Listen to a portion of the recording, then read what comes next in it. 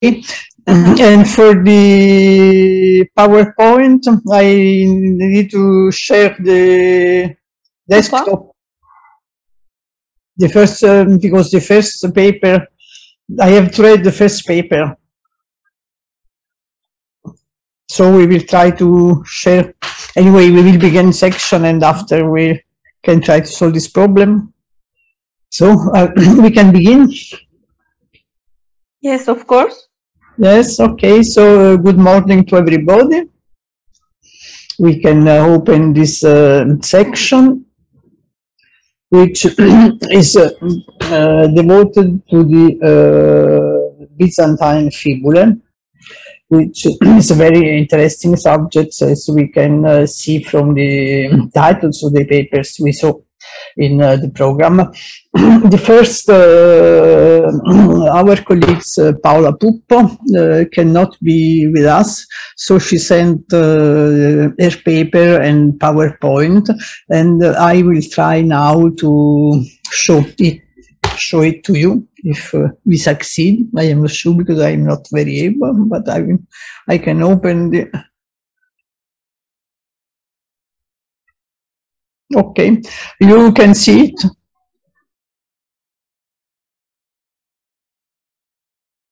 The Lombard necropolis found and excavated between 2009 and 2011 at St. Albana Stura, site of Ceriolo, during the construction of the Asti-Cuneo highway, appears very important in the context of the history of the Lombards for the number of depositions, including 850 burials dated between the 7th and 8th centuries after the graves are arranged along parallel lines in the north-south development, including about 40-50 pits each, despite the complete disappearance of the skeletons due to the acidity of the soil. The funerary assemblage attests to the use of the cemetery for about a century. The necropolis has a roughly trapezoidal shape and the tombs don't overlap each other. The community therefore respected the tombs in ancestors and kept the markers visible above ground.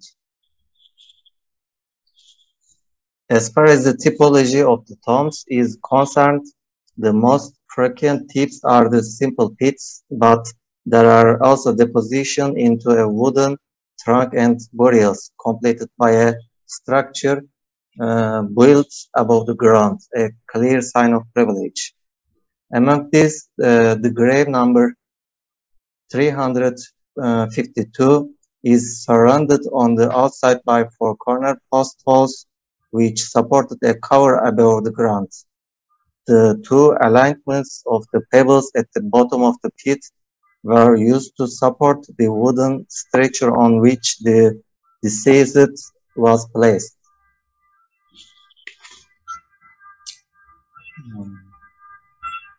The stratigraphic investigations on the field were supplemented by a micro-excavation in the laboratory. The funerary assemblage of each tomb was extracted by cutting soil lumps, which included the contiguous objects. X-ray images of the lumps guided the micro-excavation to free up the objects from the soil and restore them. The belt was a sign of strength and the element of protection. It could be of the simple type or of the multiple type. The rich women wore their traditional jewelry, such as brooches, often of the S-type, used to close to the dress or cloak. There are also jewels and clothing accessories.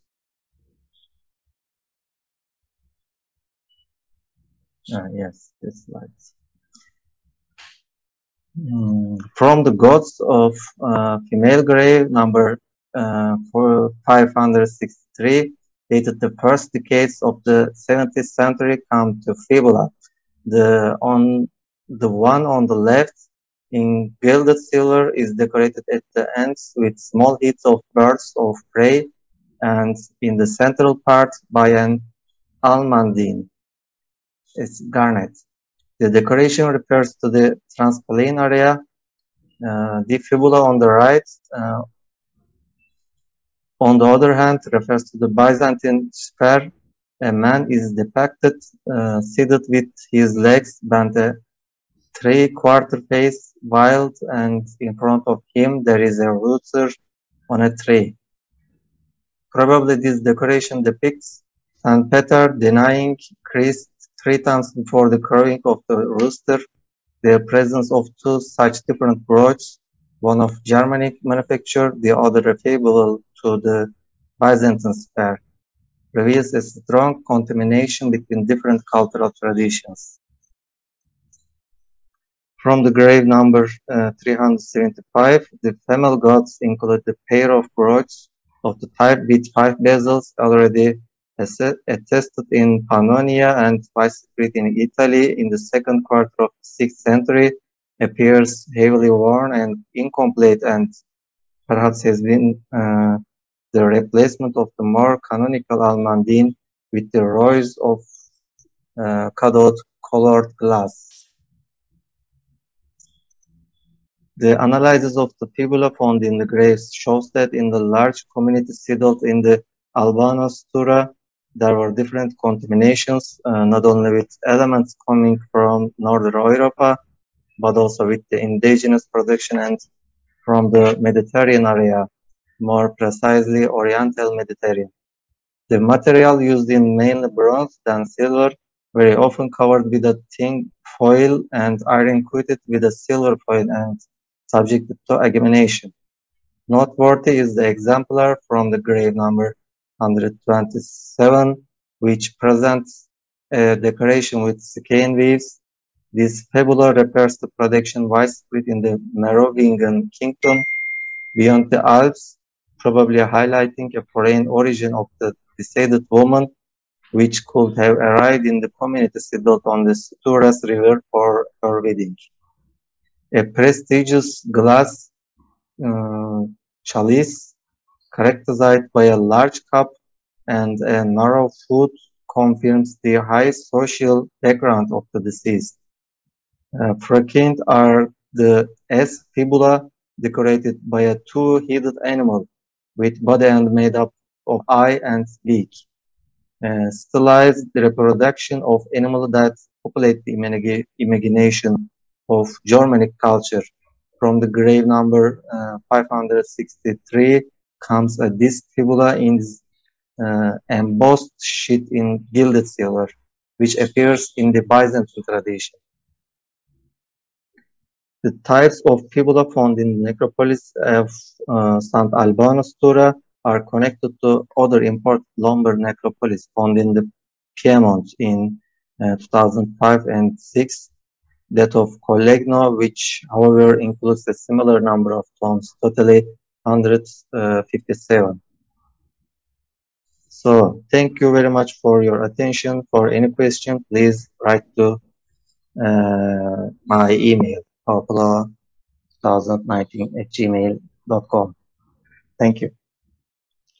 Okay, thank you to you for this lecture, and I think that probably there are some discussion about. Do you hear me? It's okay? I can continue? Yeah. Okay, so we can go to the next presentation by our colleague Giovanni Di Stefano and Salvo Miccichi, which presents the title of their presentation is Figured Brooches from Byzantine Sicily, some examples from Cava Dipspica and Chiaramonte Golfi. So we can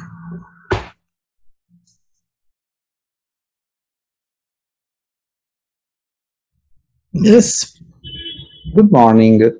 On behalf on myself, Salvo Micciche, and Giovanni Di Stefano, I would like to present the summary of our ongoing study on the subject figured buckles of Byzantine Sicily. Some example from Cava di Spica and Chiaramonte Gulfi. I will only outline briefly as the study has just begun, and we reserve the right to add further elements later. Let's start with the presentation.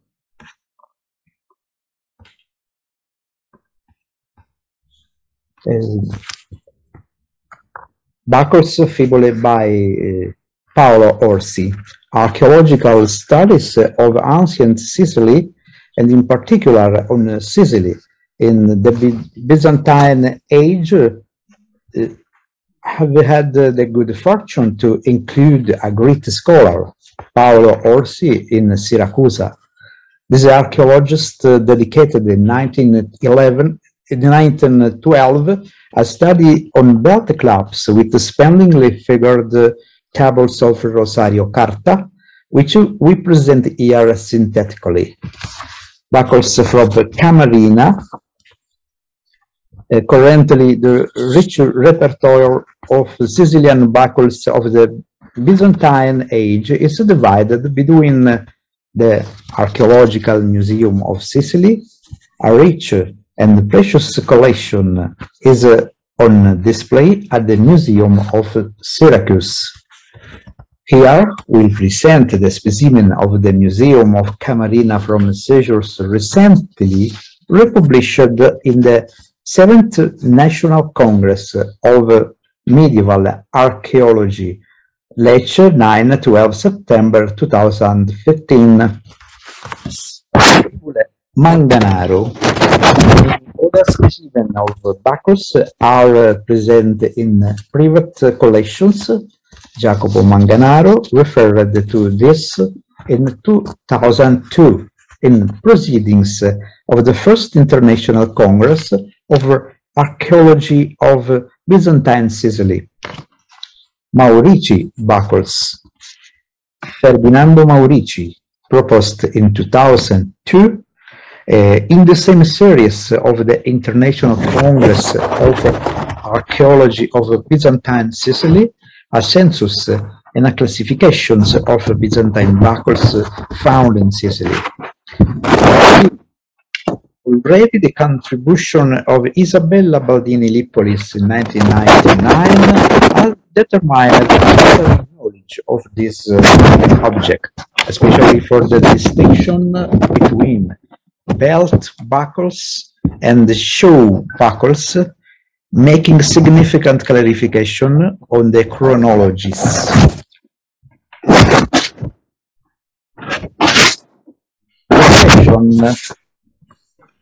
The fashion of the Byzantine world had also taken on buckles as a rank insignia, but the use in the Byzantine world of buckles to retain brachae forbidden in the Theodosian Codex 1410-2-3 or for other practical functions is certainly more common.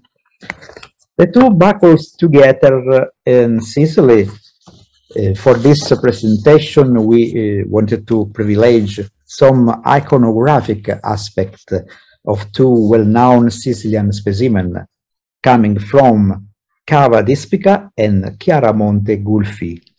These iconographies are significant for aspects of popular religiosity. We offer a short catalog here.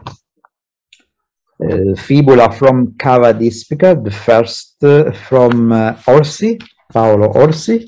The first buckle comes from Cava di Spica and was published by Paolo Orsi.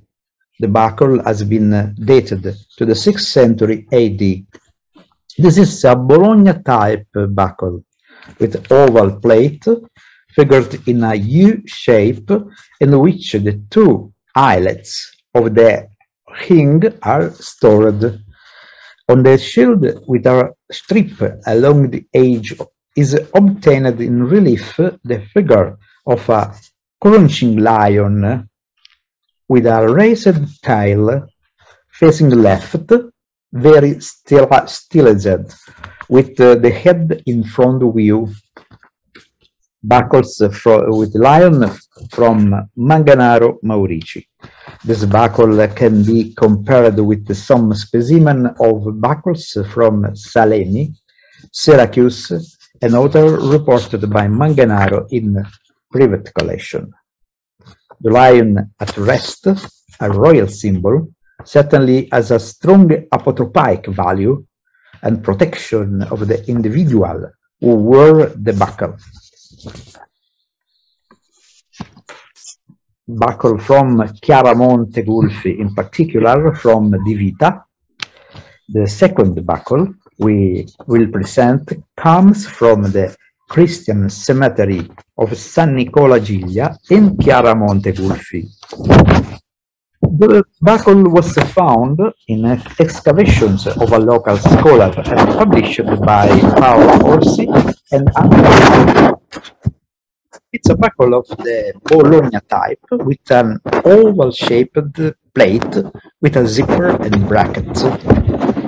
3 bullets were to ensure the retention of the leather correggia.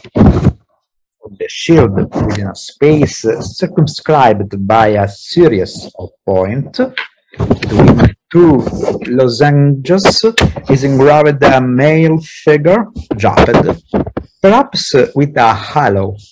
Also, with the scores are engraved the letters interpreted as Cure Mnesteti. According to Manganaro, however, one would simply read Cuvie Amen. In the fibula, another inscription, probably those we seeing in this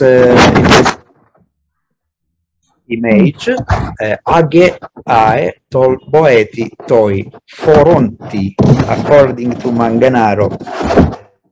Buckles is dated to the 5th century AD. In this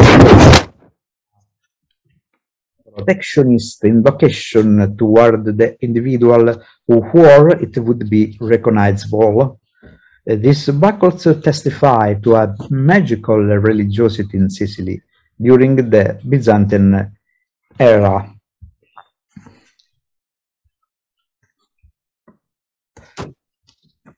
More come further. We apologize for poor quality of images at the moment. Obviously, for the work of the conference, we will present a more in-depth text with quality images.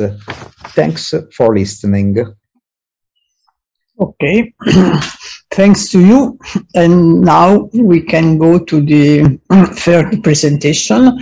And I am glad to see, I am happy to see here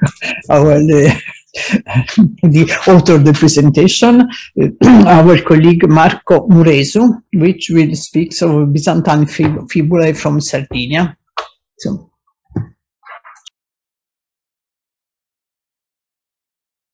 Good morning.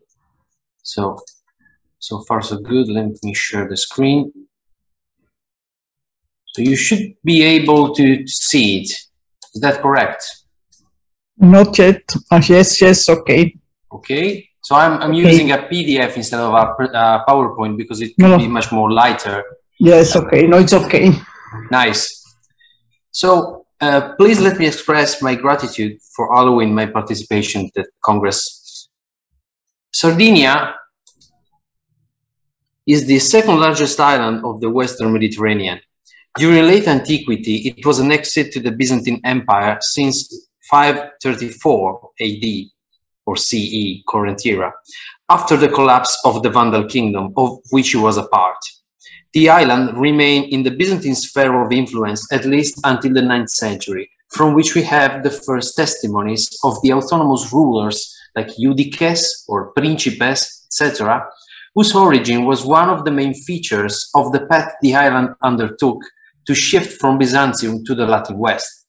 Before that happened, in the island lived individuals and cultures of Byzantine influence and appearance. Among the archaeological markers useful to recognize them are the fibulae, as one of the most important class of metal artifacts known in the island. In Sardinia are known 24 specimens of fibulae, found in 14 identifiable locations, while 2 finds are unknown origin. Only 6 sites, equal to the 40%, are characterized by stratigraphic reliability, while the remaining 9, 60%, refer to fibulae discovered as a result of fortuitous finds, digging, or archaeological investigations. As for the context, the majority of the objects come from funerary areas, so 10 locations on the 56%, while the remaining location, 8 on the 44%, are indeterminable. Most of the fibulae are made of silver, which is used to make 40% of the set. The remaining known metals are, in order of use, bronze and gold, while individual specimens are made of copper and electro. In morphological terms, the most attested fibulae are the disc-shaped ones, while there are fewer specimens with an arc or zoomorphic shape. Each type has individual specificities. The arched fibulae are mostly characterized by the steropads, while among the zoomorphic ones, only 3 specimens, there are objects in the form of a dove, in bronze, and an insect, like a cicada or a bee, 2 specimens in silver and bronze, respectively. So the impossibility, for time reasons, to address the entire range of artifacts and the intention to allocate further reflection to the written text lead me to focus on the disc-shaped fibulae, the most documented set, 15 artifacts in total, and that for which it is possible to theorize a local scale market and diffusion. Disc-shaped fibulae are mostly made of silver, but there are also examples in gold, bronze, and a single case in electro. Most are intact. At a decorative level, almost all, 12 out of 15, have in the center an umbo, only in 2 cases affected by a median apex.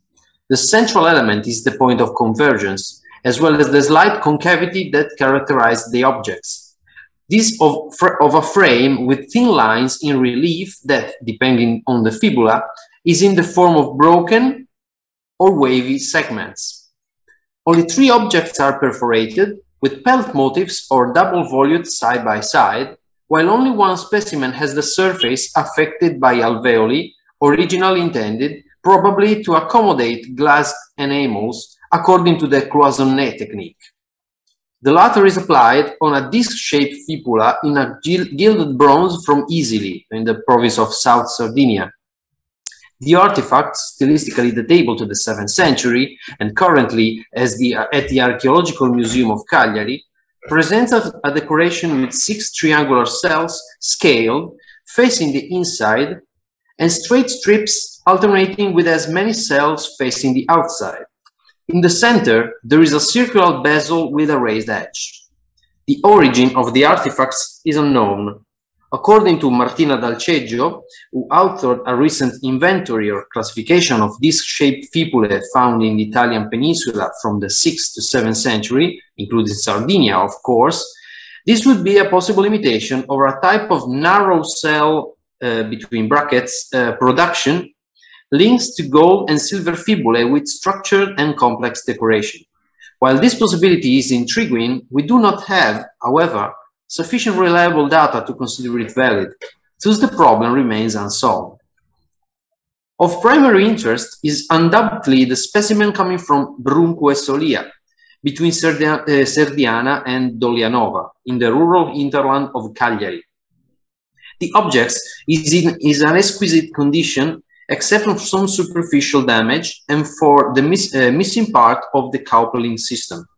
It is a fairly wide item, 6.2 centimeters diameter and 39.5 grams weight,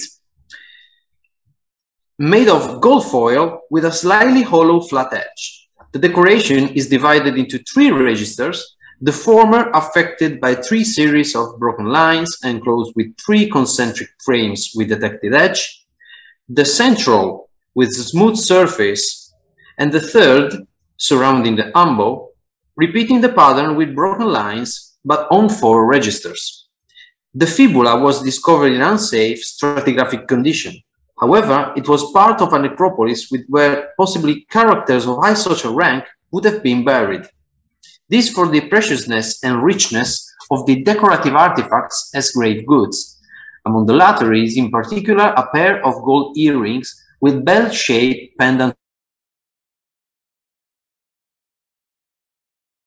and globes, which is precisely the object that you can see in the right part of the slide. Similar objects have been discovered more recently in 2006 through archaeological research conducted in the main building, so the main tower, the central tower, of the Nuraghe San Marco near Genuri in central Sardinia. Inside the protohistoric monument, eventually reused during the early Middle Age as a burial, a recurring trend in the case of the funerary finds of rural Byzantine Sardinia, it was found a fragmentary disc-shaped golden fibula and an elaborate golden earring with pendants. So the former is shaped similarly to the earrings from Dolianova Serdiana.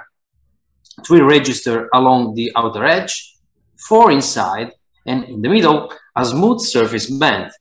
There are some differences though, such as the alternation between the motifs in segments and the series of pelts, which can be found both in the 1st and 3rd registers. The earring has also an exquisite figurative decoration. Its plaque presents, on both sides, 2 facing peacocks, recognizable by the tuft of feathers on the head and the long tail that develops in length. Between the 2 birds is a cantharos, a vessel with 2 high vertical handles, to which the animals drink. Above the vase is visible a Greek cross potent.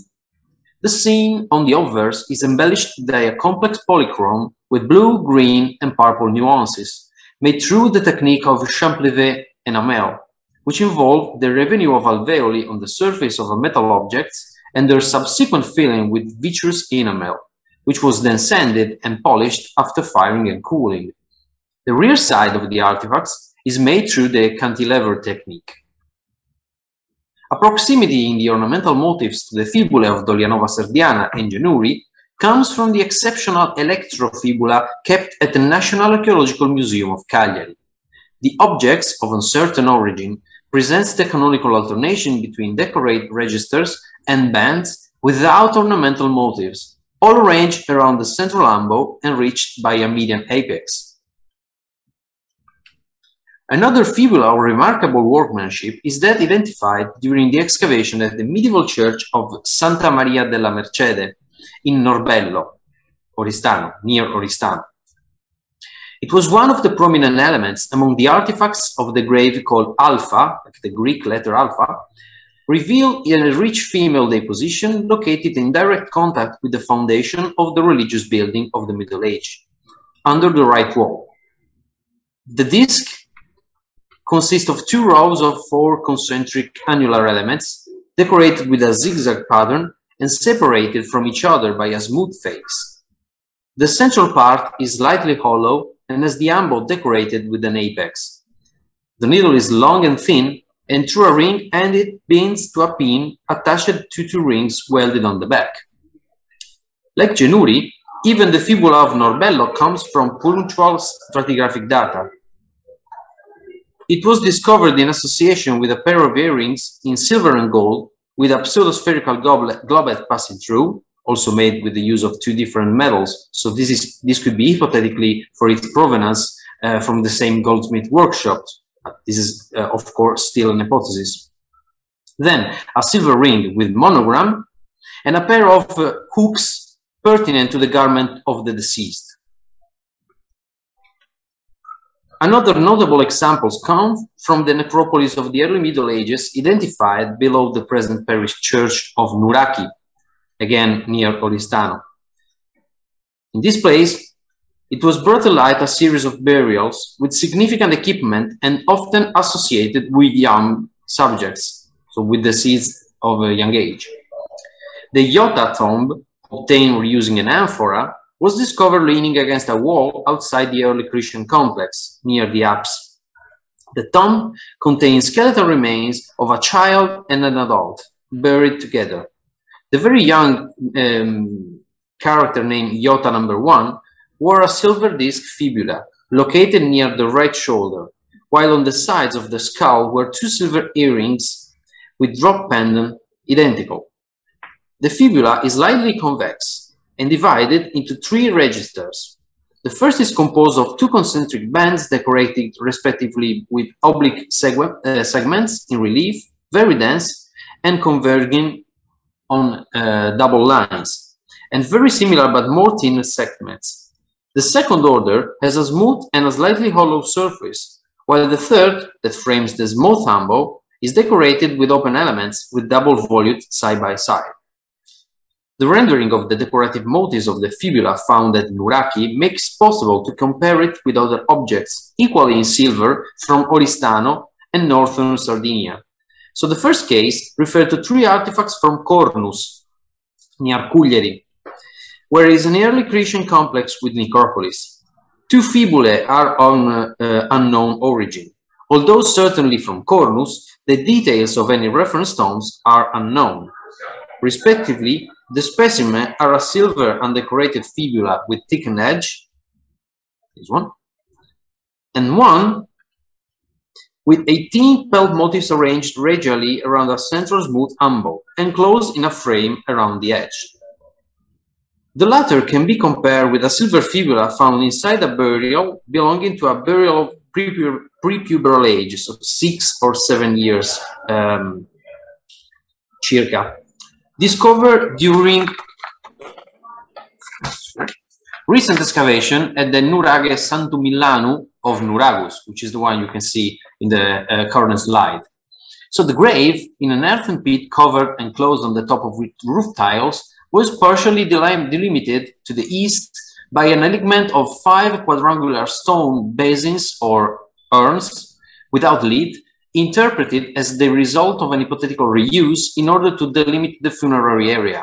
So this hypothesis is still to be considered as valid while the research is still ongoing. So switching back to Cornus again, a last fibula is known to have definitely come from a grave, and the woman who wore it was an onesta femmina named Patriga. The fibula was found below her mandible. It has a silver foil on which goes a decoration in 3 registers. The former is decorated with continuous broken lines, thicker on one side and thinner on the other. The second register has a smooth surface, but near the ambo has a continuous decoration of small semicircles of equal thickness. The object is framed by a wavy line. It dates to the full 7th century and was found in association with a hairpin, which bore the words on 3 sides, Patriga, Femina, Onesta. It was also associated with some remnants of golden fabric placed at the height of the head and probably relevant to a bonnet that was to ensure the hairstyle of the deceased, along with the pin. The fibula, moreover, recalls a similar specimen coming from the area of San Pietro di Sorres, near Borutta, in northern Sardinia. Sorres is on a limestone hill on top of which, at 524 meters height, is still visible a polylobate Nuraghe next to a basilica in Pisan Romanesque style. This one. Built between the 12th and 13th century, and also cathedral of the bishopric of Sorres, of course, until 1503. So the early days of the early years of the 16th century. It has also a Benedictine monastery next to it. The site has been the subject of a settlement continuity from the Bronze Age to the present day. The first archaeological information, although with no reference to stratigraphy, date back to the mid-20th century. In 1916, 1965, 1966, the traces of an early medieval cemetery on the hill were identified. Towards the east, on the same line on the apse of the basilica, numerous finds were unearthed in the following decades during agricultural work or accidental discoveries. Among them was the above-mentioned fibula. So, in conclusion, from the brief examination of the case exposed so far, it is however possible to recognize for the disc-shaped fibula of Byzantine Sardinia the presence of 2 main typological groups, distinguished according to the metal and the characteristic of the shape. The first set refers to the artifacts such as fibulae from Dolianova, Genuri, Norbello, or that of an unknown origin kept at the Archaeological Museum of Cagliari, the one in Electro, of course. Their characteristics make them valuable artifacts and convincing evidence of the presence of high-ranking characters. Similar consideration can also be extended to fibula such as those found on Cornus or Nuraki. The usage of silver is equally recognizable as a potential social value display, maybe relating to the middle ranks of society, such as patriga, for instance. The archaeological contextualization, where possible, leads to the identification of a majority presence of fibula in female tombs. Even if in examples such as the case of Sorres, led us to believe that similar artifacts could also be the prerogative of the male dress. So I've concluded my presentation, and I thank you for listening to me. Okay, thank you very much for this interesting and rich presentation, and I hope that there will be discussion about if you have time before finishing. So thank you very much. And now we change subject. We will go to the presentation of Angeliki Liveri on the splendor of Byzantine mosaics in modern fibulae.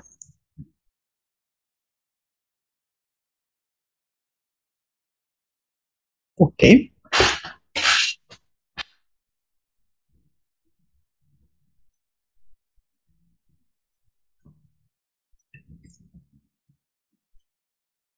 Hello, can you hear me? Yes, now yes, okay. Good. No, it's now. Many thanks again for the organizers, especially Professor Ergin Lafley, for the possibility to speak to have a second presentation.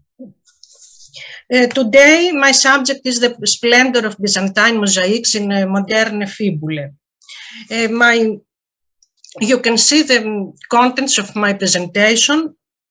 It is divided into 3 parts. I am starting with the first part with the representations of fibulae on mosaics from the late Roman to early Byzantine periods, from the 4th to the 7th centuries. I classified the mosaic images of the fibulae chronologically according to their shape, selecting examples from Italy, Sicily, Ravenna and Rome, and from Greece, from Thessaloniki. 3 types are discerned: the simple bow, the crossbow, and the disc-round or circular brooch. All 3 are depicted more or less schematically. Let's start with representations of bow and crossbow brooches. These types are visible on mosaics of the 4th century throughout the Roman Empire. For instance, in the floor mosaic of the Roman Villa del Casale at Piazza Armerina in south-central Sicily, and in the wall mosaics of the Hagios Georgios Rotonda Church in Thessaloniki. Both buildings are included in the UNESCO Monuments list. In the first collection, bow and crossbow brooches of various types fasten the mantles of some male figures, such as, e.g., at the Great Hunt scene, where are depicted the exotic wild animals captured in Africa, their transportation, embarkation, and disembarkation in Sicily for later transport in Rome, for the great spectacles held in Roman circus and amphitheater. We can see the brooches of the soldiers or lion hunters,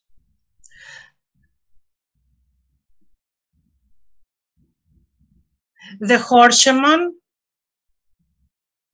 the man standing before the boarding on the ship, and 2 men and their companions who are identified as the villa's dominus, owner, placed in different levels, a bearded man with his bodyguards on the lower level, and another younger man depicted in the center of the composition. These landowners and officials are shown supervising the capture of animals, designing for the venationes or beast spectacles, which were very popular, as already mentioned. The next examples come from the Agios Georgios Rotonda Church in Thessaloniki, which was initially the imperial mausoleum of the Tetrarch and Emperor Galerius. During the reign of Theodosius, it transformed to a Christian church dedicated to the archangels.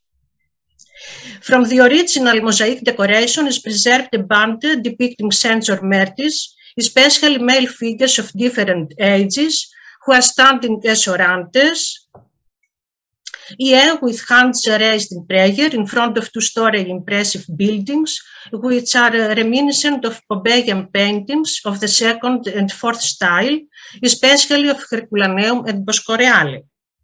The faces of the martyrs have a remarkable harmonious beauty, full of vitality and formality at the same time. Gold crossbow brooches fasten their mantles. Inscriptions identified them and are mostly young soldiers, middle-aged doctors, and senior bishops. Similar gold crossbow brooches are depicted on mosaics of the 6th century in Rome and Ravenna. For instance, a large fibula is worn by the military Saint Theodoros on the apsis mosaics of San Cosmo and Damiano in Rome. Similar accessories are used by the officials who flanked Justinian on the famous votive mosaic panel in San Vitale of Ravenna. Also, the two officials on the left of Theodora on the other panel in the same church. The use of similar brooches representations continued in the 7th century. Heraclius and Tiberius, the brothers of the Emperor Constantine IV Pogonatos, wear similar crossbow brooches on the votive mosaic in San Apollinare in Classe in Ravenna, which was created in the 2nd half of the 7th century during Archbishop Reparatus, after the aforementioned mosaics in San Vitale of Ravenna. Hagios Dimitrios, the patron of Thessaloniki, fastens his mantle with similar brooches on the votive mosaics in the homonymous church, dated in the 7th century, e.g. in the composition with the dedicators Leontios and Bishop, or with two children. In the latter illustration, the children also wear similar brooches. In all representations mentioned above, the brooches are represented more or less schematically, usually with tiles placed in a vertical and a small horizontal line, occasionally with 3 tiles that attach a button. Generally, 2 forms are distinguishable: the bow or crossbow brooch. For instance, in Piazza Armerina, the most figures wear a bow brooch, except the horseman, who wears a crossbow one. At the younger villa's owner is visible its fastening peel as well. The representations also confirm that these types spread in different regions of the entire Roman and Byzantine Empire. However, it is difficult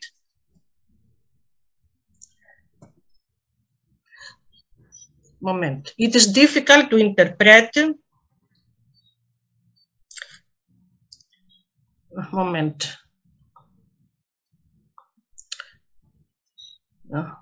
It is difficult to interpret them due to the size of the tiles and the skill of the artists. However, they inform us, e.g., how a crossbow brooch has been worn. The hand of the brooch should be at the bottom rather than the top. Disc, round or circular fibulae. Round fibulae are visible in portraits representing emperors or high aristocrats. For instance, on the portraits of Justinian on the votive mosaic panel of San Vitale in Ravenna and of Constantine IV in San Apollinare in Classe. This brooch type is large and consists of a round or oval-colored stone in the center, which is framed on the inside by gold and on the outside by a row of large round white pearls, with 3 rows of gold chains and white pearls hanging at their ends. These triple pendants are special insignia of the emperor. Behind the round brooch of Justinian is visible a part of another one consisted by multicolored stones, gold, green, black, arranged in circular rows and crowned by 3 large sapphire-like and almond-shaped stones. Another simpler brooch variant is visible on Theodora's mantle, placed in corresponding point as the Justinian's one. However, Theodora's brooch has a different design, a different placement of the stones where pearls dominate. Justinian's buckle brooch in San Vitale resembles that in other portraits of the same emperor. E.g., a simpler variant of the mosaic of San Apollinare Nuovo on gold medallions and coins. The round brooch type with 3 hanging elements was known and in use already in the 4th century, as shown in the following representations, which could be its forerunner. On the silver missorium in Madrid, worn by the Emperor Theodosius and his sons Arcadius and Honorius, who flanked him, by the Emperor Constantius II in a gold medallion in Berlin, and on the triumphal arch mosaic of San Maria Maggiore in Rome, worn by Aphrodisius, the governor of the city Sotini in Egypt, when he welcomes the Holy Family at the presentation of Jesus in the temple, recognizing Jesus' divinity. Here are visible only 2 hanging elements. A round variant of a royal fibula without hanging elements is worn by one of the 3 magi at the adoration scene of the mosaic of San Apollinare Nuovo in Ravenna. Also, many figures on the mosaic of San Maria Maggiore in Rome, as for instance the 2 men or officials on the left of Herodes when he ordered the infant's slaughter. Real brooches. The bow and crossbow brooches mentioned above must have been based in real ones or were inspired by actual items that were fashionable.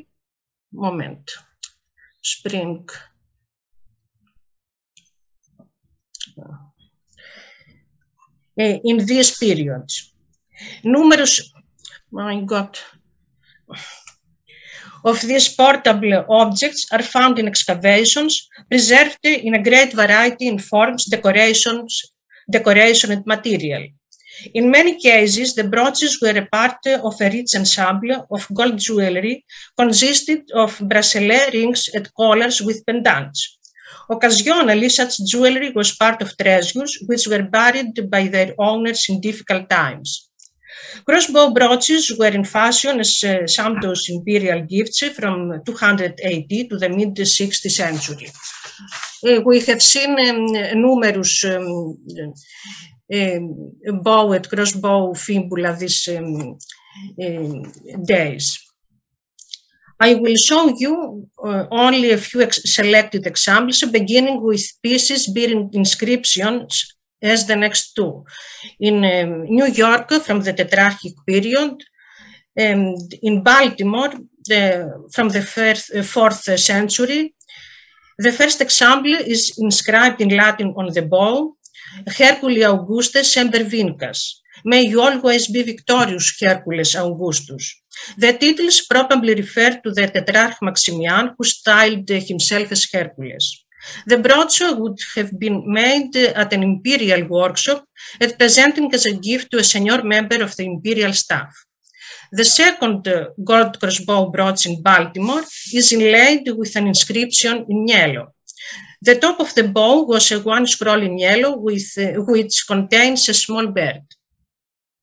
The present inscription has been shown by Van Buchem to be a Christian motto referring to the afterlife. Vivas Viator, good luck, traveler. The next 2 examples are decorated with a Christogram or a cross. A brooch in the British Museum of the early 4th century bears in its decoration a Christogram in Constantinian form, whereas this one in the Metropolitan a Latin cross. The first is made of tin bronze with mercury gilding, bearing hollow, onion-shaped crops at the ends of the bow at crosspiece. Both the bow and catch plate are decorated with medallions containing the hero monogram and alternating with geometric motifs, all inlaid with yellow. The second fibula is gold in pieced openwork, one of the 7 extant of this kind. It was made either in Rome or Constantinople. The Latin cross in the center of the top panel makes it overtly Christian, like one from the grave of Ompharos, king of the Gepids. Unfortunately, I cannot show you presently early Byzantine round brooches, as my research is still in progress. We have seen some very beautiful examples in the previous presentation from Sardinia. However, I can show you a Germanic fibule from the 4th century and some Langobardic examples from the 6th to the 7th century that perhaps imitate or were influenced by Roman or Byzantine ones. The first piece is a magnificent onyx fibula from the treasury of Skylagisomlio in Budapest. This treasury includes also 10 precious pairs of fibulae decorated with gold and jewels. A part is in Vienna, another in Budapest. These treasures richly illustrate the mixture of barbarian and Roman elements and thus mirror the political situation in the Carpathian Basin during this period. In our example, Roman elements dominate, illustrating the superlative quality. The other pieces, also very elaborate pieces, come from various locations of central Italy and are housed in Paris, Oxford, and Rome. They can give us an approximate sense of a magnificent original sample if they are a reworking or imitation. In the third part of my presentation, I will present the impact of early Christian and Byzantine mosaics on the creation of modern brooches.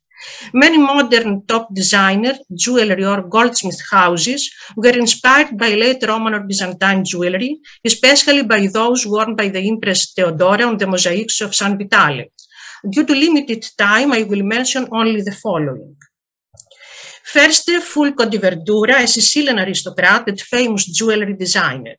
He began designing jewelry for Coco Chanel, Gabriele or Coco Chanel. With Coco as his muse, Verdura shatters the status quo in jewelry with his revolutionary gold and gemstone Byzantine-like designs. Famed fashion editor Diana Vreeland, a devoted Chanel client, acquires 2 of Verdura's earliest and most renowned jewels, the Theodora and Ravenna brooches. Later, Verdura translates this style to a pair of Maltese cross cuffs for Coco Chanel, which come to define the era. The Ravenna mosaics were the inspiration for other pieces of the Coco Chanel fashion house, as e.g. the pearls jewelry, necklaces, bracelets, and brooches. Later, Karl Lagerfeld, her successor as the head of Chanel House, organized in Paris a Chanel Mode Show, pre-fall 2010-2011, entitled Paris Byzance, inspired by Theodora and the culture of Byzantium. Among the jewelry were only a few brooches worn either separately or included in a larger, complicated and elaborate necklace or chest jewelry. Also, similar buttons are visible on the clothes. Other, more or less famous jewelry and fashion designers created contemporary Byzantine-like or Byzantine-inspired jewelry, which is characterized by the use of multicolored precious or semi-precious stones or other modern artificial materials set on a gold background, as in our first example of a modern Greek jeweler in Athens. Occasionally, silver, diamonds, pearls, and gold are combined, forming very elegant pieces, as in our right example of a modern Italian designer in Naples. The famous Greek goldsmith and jewelry designer Ilias Lalaounis included among his cultural jewelry collections a Theodora one.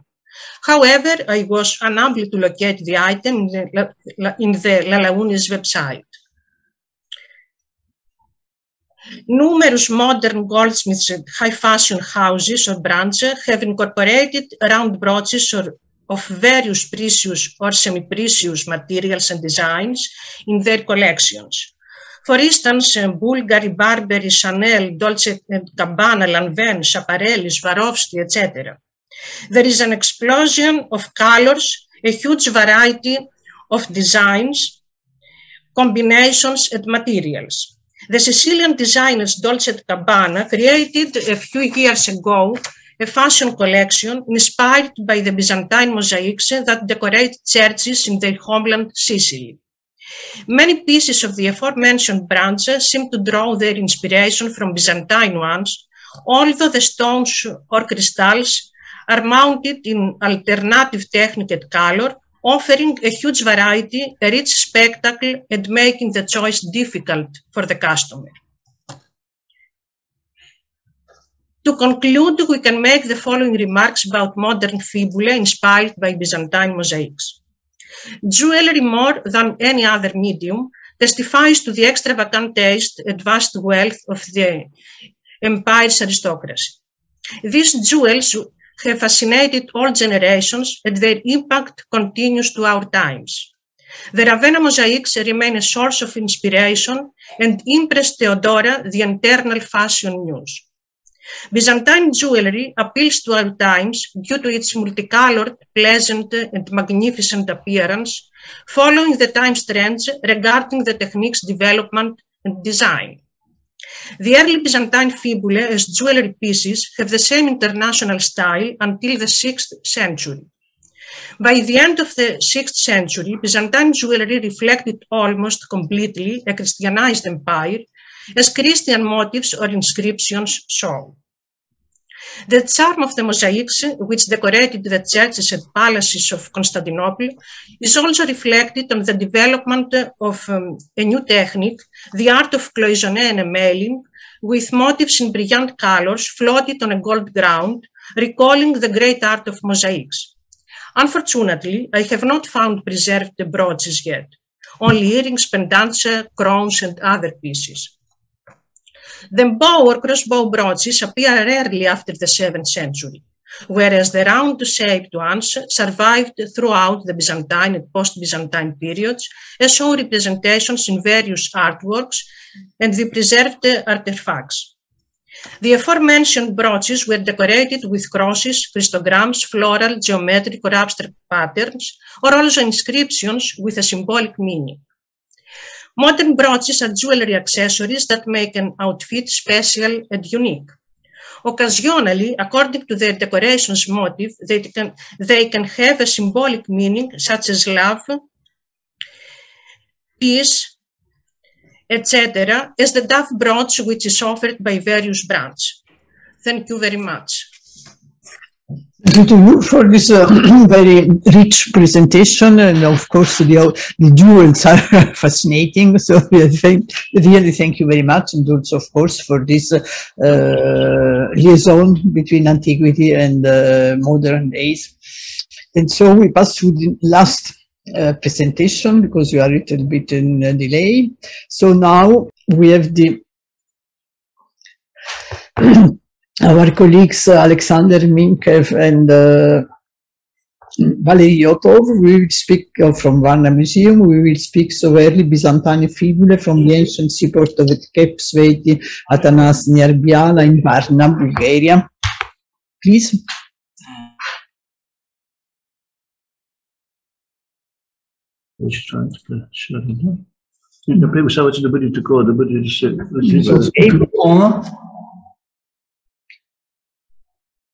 So, hello, good afternoon. Do you hear me? Yes, yes, it's okay. And we saw also the PowerPoint, the presentation. Yeah, thank you. Good afternoon, everybody. And we would like to express our gratitude to the organizing of this interesting conference, and very important too, especially to Professor Ergun Lafli, who has done a great work for organizing all these online meetings around. Thank you again. Our paper will discuss the early Byzantine fibulae, which have been found during excavation of a site which you can see now on this slide. It's an ancient seaport located at Cape City, Atanas, near Biala, region of Varna in Bulgaria. And here you can see the location of the cape. It is located about 50 kilometers south of Varna. And in ancient times, it was part of the late Roman, early Byzantine horror of the ancient city of Odessus.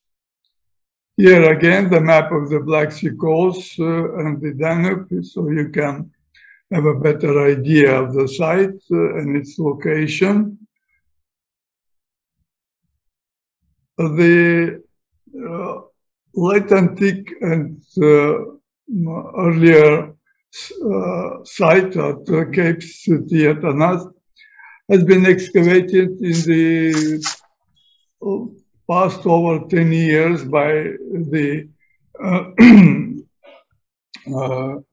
by us, Professor Valery Yotov and Alexander Minchev since 2009.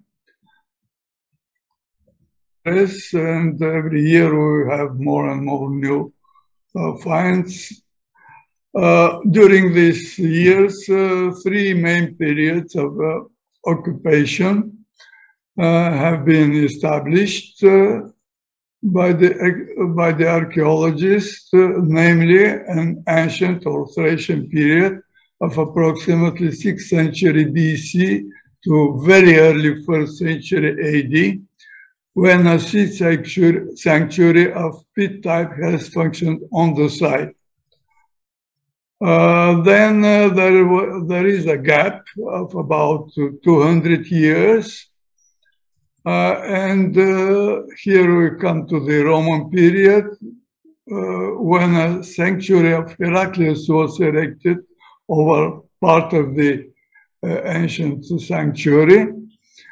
And this was approximately in the late 2nd century AD, and the new sacred site was in use until mid 3rd century AD, when most probably it was destroyed by the invasion of the Goths. After another over a century gap, a late antique town was built over the ancient sanctuaries. It happens approximately in the late 4th or very early 5th century, and the town existed and was in full function until the early 7th century AD. During the excavation, there were found also some traces of a later period of when people have visited the site, but there was no occupation actually. It is the medieval periods, approximately from the 14th to 17th centuries. In the ancient written sources, there is no mention about this late antique town at Cape City, Atanas. and we still don't know its name, but nevertheless, a number of important finds and most probably building inscription of Tiberius II Constantine, a Caesar, are evidence about its importance and prosperity in the early Byzantine times. During the excavation of the site, over 30 buildings and other ancient structures, like antique structures and facilities, have been excavated. Excuse me, perhaps there is a problem with slides, because you are on the first one still. Yeah, well, sorry. This is the secretariat with an early Christian compound. Here is the fortress, the late antique fortress. No, we can, sorry, but we can see, you have to change the slides.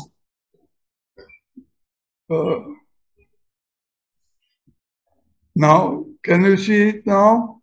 No, it's only the first one. Oh, no, text now. To ty też skrytkę, czekaj. Sorry, just a moment, we shall Yes. fix it. So here we have the four main areas, the sacred area, the living area, and the two manufacturers area in brackets. Okay. Yeah. At the site, there were found only two types of fibulae, namely the so-called cross-shaped fibulae of late 4th, first half of 5th century AD, and the fibulae with a bent stem of 6th century AD.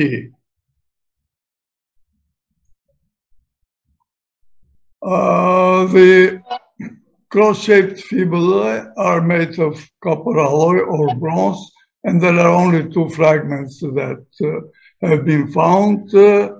Unfortunately, they were not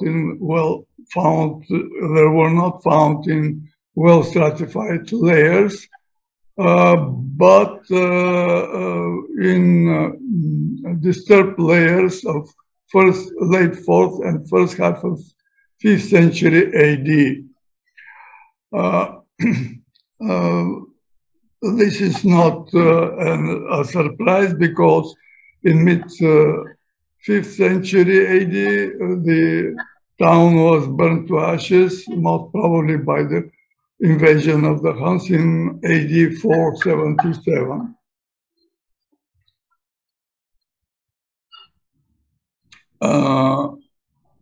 The fibulae of bent stem are more in number, 15, and they can be divided into subtypes. Subtype 1 is the fibulae are made of metal band, while the second subtype they are cast of copper alloy or bronze. They were discovered all around the town, both in houses, on the street, and in some disturbed layers too. This is the first fibula made of metal band, which belongs to type 20A by the classification of Evgenia Gencheva of the fibula discovered in Bulgaria, and also they are also discussed by Florin Curte and Andrei Gandila, which proposed another more detailed classification. This is the place, the find spot of the fibula, which was discovered in a passage between the public bath and building number 12. The other fibula of same type 20A was discovered in a 6th century AD layer south of the basilica, namely here, and very close to the house of the priest or bishop.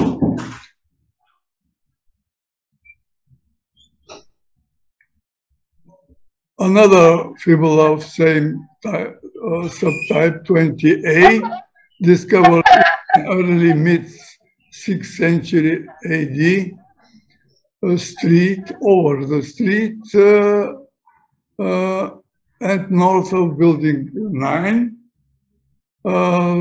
Here the interesting is the decoration, the stamp decoration of the fibula. Another very simple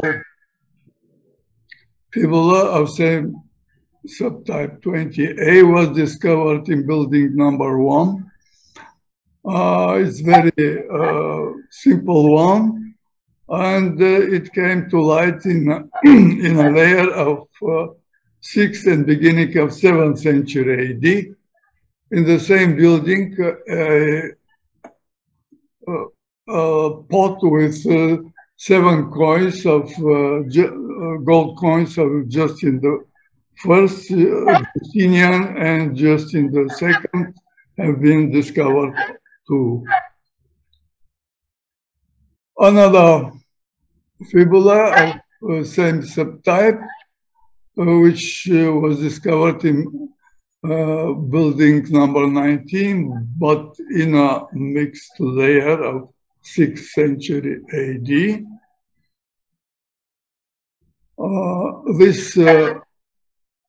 The next fibula was discovered to the west of building 12 in the filling of the main street of the town, which was paved in the second half of 6th century by a specific pavement, which resembles the so-called macadam type of pavement. Excuse me, because we have no more time. Can you give us your conclusion? And we will read with pleasure the paper in publication. Another fibula of same type found in a disturbed layer of 6th century AD. The next group, to the next group belong fibulae of made by casting of same subtype 20B by Gencheva. The first one was discovered in a layer of late 6th, early 7th century building 12. The next one came to light in a layer of same period in building number 20, sorry. Another one also came to light in a late 6th or 7th century layer in building number 12. The next one is also of the same date. It was found in building 16 next to the main street. I am very sorry, but I am obliged to stop you. Can you give us your conclusion, and after we can... Yeah, this is the last one, which is interesting with the face depicted on it. and there are a few fragments of same type. On the side there were discovered also iron fibulae of this type. The conclusion is that the fibulae which were discovered because they're rather simple, both as shape and decoration, and we may assume that they were worn by people of lower and middle class, but as far as they are coming from well-dated, more or less well-dated strata, we hope that they will be interesting for the future finds, both in Bulgaria and in other parts of the early Byzantine Empire. Thank you, and sorry for the miss. Okay, thank you very much also for your presentation. I think we read with pleasure in the publication, and now I think there is no more time for discussion because we have to stop at 2 o'clock. So thank you for everybody for intervening and for people who suited our presentations, and a good continuation for the next section of the Congress, of the meetings. Thank you very much for everybody. Thank you. You're welcome. Thank you for the invitation.